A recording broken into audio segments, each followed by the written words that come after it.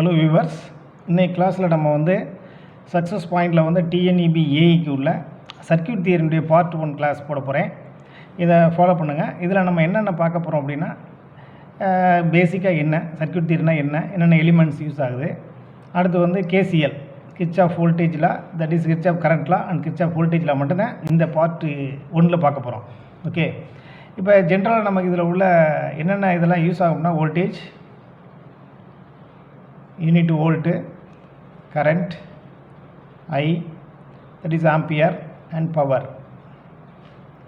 Next வேறு என்ன elements use ஆகும்னா, நெட்வொர்க் எலிமெண்ட்ஸ் அப்படின்னா ரெசிஸ்டர், கெப்பாசிட்டர், இண்டக்டர், இதெல்லாம் நமக்கு யூஸ் பண்ண போகிறோம் நெட்வொர்க்கில். இப்போ நம்ம ஜென்ரலாக இதில் பார்த்தீங்கன்னா network element, network and circuits அப்படின்னு நமக்கு டிஃப்ரென்ஸ் தெரியணும். ஸோ இப்போ நெட்வொர்க்னால் என்னங்கிறத படத்தை வரையணும் பாருங்கள். ரெசிஸ்டர், ஒரு இண்டக்டர், கெப்பாசிட்டர், இந்த மாதிரி உள்ள ஒரு சர்க்யூட் வந்து இது நெட்வொர்க். ஸோ இப்போ சர்க்யூட்ஸ் அப்படின்னா என்ன அப்படின்னா, இந்த சேம் சர்க்யூட் அதையே ட்ரா பண்ணுறேன். ஒரு வோல்டேஜ் சோர்ஸில் கனெக்ட் பண்ணிட்டீங்கன்னா திஸ் இஸ் த சர்க்யூட்ஸ், வேறு ஒன்றும் கிடையாது. ஸோ இப்போ இதில் வந்து என்னென்ன எலிமெண்ட்ஸ் யூஸ் ஆகிருக்கு பாருங்கள், நெட்வொர்க் எலிமெண்ட்ஸ். இந்த நெட்வொர்க்கில் யூஸ் பண்ணக்கூடிய எலிமெண்ட்ஸ் பார்த்தா ரெசிஸ்டர், இண்டக்டர், கெப்பாசிட்டர். ஸோ இந்த மூணை பற்றி நம்ம பார்க்கணும். அப்போ ரெசிஸ்டருக்கு ஃபார்முலா நீங்கள் பார்த்தீங்கன்னா எனக்குள்ளே சிம்பிளாக சொல்லிடுறேன். R s equal to R direct to L/A formula ஏற்கனவே படிச்சிருக்கோம். So simply R s equal to rho L/A. ரோங்கிறது ஸ்பெசிஃபிக் ரெசிஸ்டன்ஸ். ஓகே, இப்போ இண்டக்டர் இது இந்த லெட்டரை வந்து எல்ல சொல்லுவோம். L direct proportional to n square A/L. So இப்போ இதை வந்து L equal to mu n squared A/L. Mu equal to permeability. So permeability அப்படிங்கிறது என்னென்னா, இந்த எவ்வளோ இண்டக்டன்ஸ் வந்து இதை அலோவ் பண்ணும் அப்படிங்கிறது that is a permeability of the மெட்டீரியலை பொறுத்து மாறும். ஸோ இதுக்கு பிறகு இண்டக்டரில் நம்ம என்னென்ன பாயிண்ட்ஸ் தெரியணும்னா, எனர்ஜி ஸ்டோர்டு இன் இண்டக்டர், ஸ்டோர்டு இன் இண்டக்டர். இது வந்து energy E is equal to half Li square. இந்த பாயிண்ட்ஸ் மட்டும் தெரிஞ்சால் போதும். அதுபோல் இதில் வோல்டேஜ் அண்டு கரண்ட்டு தெரியணும். ஒரு இண்டக்டருடைய வோல்டேஜ் எவ்வளோ இருக்கும், கரண்ட்டு எப்படி டெரைவ் பண்ணோம்னா V is equal to LdI/dt. இதுதான் ஒரு voltage. The inductor into change of currents, that is voltage. So இதில் இருந்து நம்ம என்ன செய்ய போகிறோம்னா, கரண்ட்டு கண்டுபிடிச்சிடலாம். இப்போ டிஐ இதே எடுத்துக்கிறேன். Di is equal to 1/L VDT. So இப்போ இதை இன்டகிரேட், போத் சைடு இன்டகிரேஷன் கொடுங்க.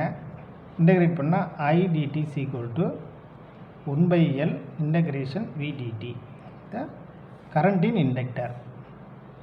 ஸோ இவ்வளோ பாயிண்ட்ஸ் நமக்கு போதும். அடுத்தது பார்த்தீங்கன்னா கெப்பாசிட்டர். கெப்பாசிட்டர் லெட்டரை வந்து சியில் சொல்லுவோம். So C is equal to Q/V.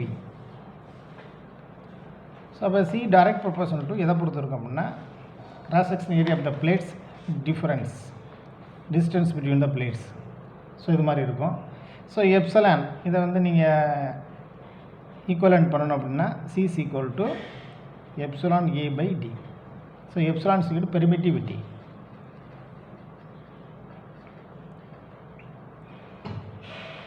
இது கண்டக்டர் வித்தியாசம் இருக்கும். அப்படின்றது charge Q is equal to CV, சார்ஜில் சொல்லுவோம். ஸோ அப்போ இதனுடைய கரண்ட்டுன்னு எடுத்துக்கிட்டோம்னா, கெப்பாசிட்டியுடைய current I is equal to CdV/dt. So அடுத்து நம்ம என்ன பண்ணணும்னா, வோல்டேஜ் வேணும். ஸோ இப்போ இதை வந்து என்ன செய்ய போகிறோம், DV அப்படின்னு எடுக்கிறிய. டிவின்னு எடுத்துன்னா C into that is 1/C into IDT. இதை போத் சைடு இன்டகிரேஷன் பண்ண போகிறோம். இன்டகிரேஷன்னா V கிடச்சிரும். V(t) is equal to 1/C இன்டகிரேஷனாக IDT. இந்த பாயிண்ட் நமக்கு பின்னாடி தேவைப்படும் இந்த ப்ராப்ளம் சால்வ் பண்ணுறது. அவ்வளோதான். இப்போ எனர்ஜி ஸ்டோர்டு இன் கெப்பாசிட்டர்,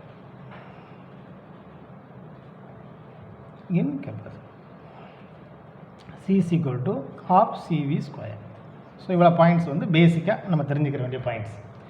அதுக்கு அடுத்தது பார்த்தீங்கன்னா ஸோ எலக்ட்ரிக்கல் எனர்ஜியில் எலக்ட்ரிக்கல் எலிமெண்ட்ஸில் நம்ம ஆக்டிவ் அண்ட் பேசிவ் சொன்னேன். ஸோ பேசிவ் எலிமெண்ட்ஸு நம்ம ரெசிஸ்டர், கெப்பாசிட்டர், இண்டக்டர்ஸ் இது மூணையும் நம்ம பார்த்துட்டோம். நெக்ஸ்ட் பாயிண்ட் வந்து டைரெக்டாக நம்ம வந்து கிர்ச்சாஃப் கரண்ட் லா அதில் போயிடலாம். கிர்ச்சாஃப் லா அப்படி போயிடலாம். பேசிக்காக ஃபஸ்ட்டு நம்ம வந்து ஒரு கரண்ட்டை நெட்வொர்க்கில் கண்டுபிடிக்கணும்னா கிர்ச்சாஃப் லா யூஸ் பண்ணுவோம். ஸோ கிர்ச்சாஃப் லாவில் 2 இருக்குது. KCL கிர்ச்சாஃப் கரண்ட் லா, ரெண்டாவது Kirchhoff voltage law. So Kirchhoff current law அப்படிங்கிறதுனா algebraic sum of the currents meeting at a junction is equal to 0. இப்போ KCL ஒரு படமாக காமிக்கிறேன். ஸோ நெட்வொர்க்கில் வந்து ரெசிஸ்டன்ஸ் இதெல்லாம் போட மாட்டாங்க. உங்களுக்கு புரியறதுக்காக ரெசிஸ்டன்ஸ் போடுறேன், ஒன்றும் அவசியம் இல்லை. இப்போ இது வந்து I1, இந்த I2, I3, I4, I5. இப்போ KCL என்ன சொல்லுது அப்படின்னா, இந்த meeting at the junction all the currents எல்லா கரண்ட்டையும் கூட்டினீங்கன்னா இந்த ஜங்ஷனில் வந்து அதனுடைய கரண்ட் வந்து 0வாக இருக்கும். என்டரிங் கரண்ட்டை வந்து பாசிட்டிவாக சொல்லுவோம், லீவிங் கரண்ட்டு நெகட்டிவில் போடும். இப்போ I1 என்டர் ஆகுது, I1 plus I2 plus I3 leaving current minus I4 minus I5 equal to 0. இந்த கேஸில் இன்னொரு வகையில் எப்படி சொல்லலாம்னா, incoming current is equal to out going current. So அப்போ I1 plus I2 plus I3 equal to I4 plus I5. இது KCL. இந்த KCL use பண்ணி பின்னாடி ப்ராப்ளம்ஸ் பார்க்க போகிறோம். ஓகே, கிர்ச்சாஃப் கரண்ட் லா. அடுத்து கிர்ச்சாஃப் வோல்டேஜ் லா. இது கிர்ச்சாஃப் வோல்டேஜ் லா என்ன சொல்கிறாங்கன்னா, ஒரு நெட்வொர்க்கில் தட் இஸ் சர்க்யூட்ஸில் voltage drop across the resistance is equal to the voltage source. அதாவது ஒரு நெட்வொர்க்னால் நம்ம ஏற்கனவே படிச்சிருக்கோம், ஒரு ரெசிஸ்டன்ஸ், ஒரு இண்டக்டர், ஒரு தட் இஸ் வந்து இண்டக்டர் அண்ட் கெப்பாசிட்டர்ஸ். ஸோ இப்போ நார்மலாக வந்து KCLல வந்து பார்க்கும்போது இன் DC சர்க்யூட்ஸில் that is AC circuits network இது. DC சர்க்யூட்ஸில் பார்த்தீங்கன்னா என்ன இருக்கும்னா, ரெசிஸ்டன்ஸ் தான் கனெக்ட் பண்ணியிருப்போம் இல்லையா. ஸோ ஒரு 3 ரெசிஸ்டன்ஸ் இருக்குது, இங்கே ஒரு வோல்டேஜ் இருக்குது, தட் இஸ் DC. ஸோ இதில் வந்து voltage drop across the resistance that is R1, R2, R3, V1 is equal to V1. இப்போ சிம்பிளி வந்து voltage drop across the resistance பாருங்கள், இப்போ கரண்ட் ஃப்ளோ ஆகுது. வோல்டேஜ் ட்ராப்புங்கிறது என்னது, ஓம்ஸில் அப்படி I into R.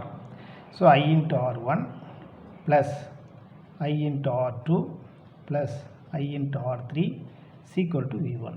இதான் வந்து கிர்ச்சாஃப் வோல்டேஜ் லா நமக்கு எக்ஸ்பிளைன் பண்ணுது. இதே மாதிரி நம்ம சர்க்யூட்ஸ் கொடுக்கும்போது இந்த ஃபார்முலாவை அப்ளை பண்ணி ப்ராப்ளமை சால்வ் பண்ணணும். அதான் நமக்கு உள்ள அசைன்மெண்ட்டு. இப்போ நீங்கள் பாருங்கள், இப்போ கிர்ச்சாஃப் வோல்டேஜ் லா யூஸ் பண்ணி ஒரு நெட்வொர்க் நம்ம கொடுப்பாங்க காம்படிட்டிவ் எக்ஸாமினேஷனில். இப்போ EBAக்கு வரக்கூடிய கொஸ்டின்ஸு, அதில் ஒரு கொஸ்டின்ஸை நம்ம வந்து இப்போ எப்படி சால்வ் பண்ணுறது அப்படிங்கிறத ஸ்ட்ரெயிட்டாக உள்ள வரும். இப்போ பாருங்கள், இந்த எலிமெண்ட்டு கொடுத்துருக்கு. இப்போ இந்த மாதிரி ஒரு சர்க்யூட் கொடுத்தோடனே நீங்கள் வந்து என்ன செய்யக்கூடாதுன்னா, ஃபஸ்ட்டு வந்து ஒரு அப்செட் ஆகக்கூடாது. இந்த சர்க்யூட் என்ன கொடுத்துருக்கு, என்ன கேட்டிருக்காங்க, இது எப்படி நம்ம சால்வ் பண்ணுறது அப்படிங்கிறத பார்த்தோம்னா, இது எந்த மெத்தடில் கொண்டாடலாம். இப்போ KVL மெத்தடில் தான் இதை சால்வ் பண்ண முடியும். ஏன்னா ஒரு க்ளோஸ்டு லூப் அப்படின்னு எடுத்துக்கிட்டிங்கன்னா, நம்ம என்ன செய்கிறோம், ஒரு க்ளோஸ்டு நெட்வொர்க் அப்படின்னா இந்த ஈக்குவேஷனை யூஸ் பண்ணி KVL யூஸ் பண்ணி கரண்ட்டை கண்டுபிடிச்சிடலாம். ஏன்னா V1 இருந்துச்சுன்னா I கண்டுபிடிக்கிறது நமக்கு ஒன்றும் பெரிய கஷ்டம் கிடையாது.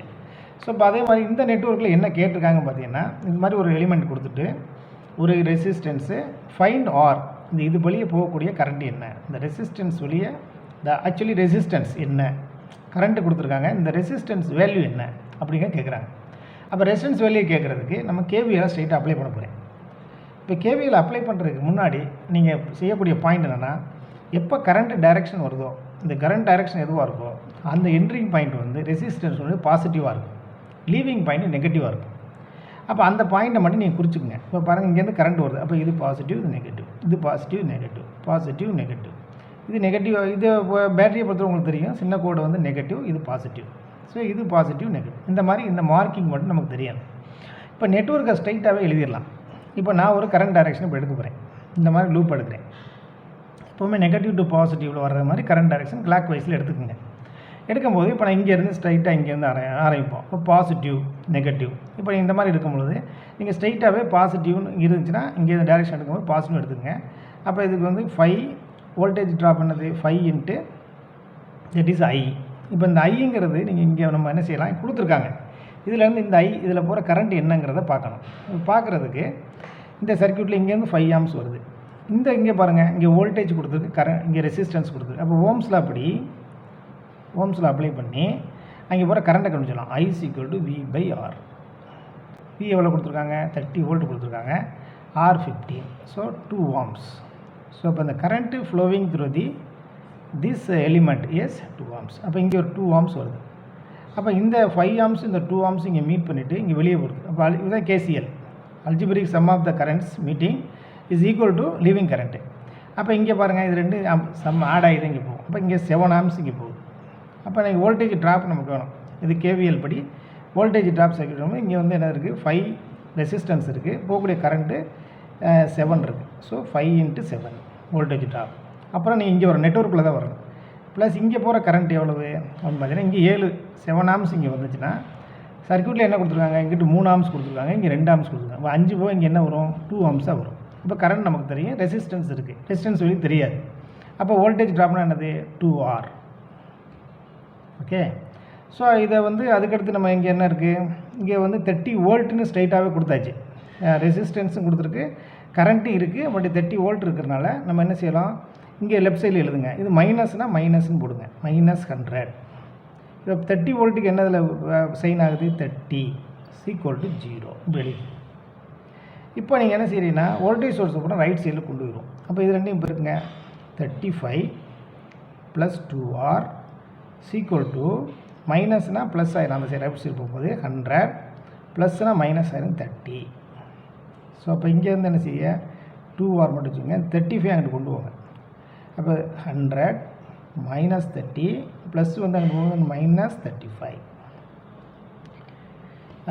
30s வந்து எவ்வளோ ஆகும், 70. இப்போ 2R = 30 65 வந்து 100ல் கழிச்சிட்டிங்கன்னா 35.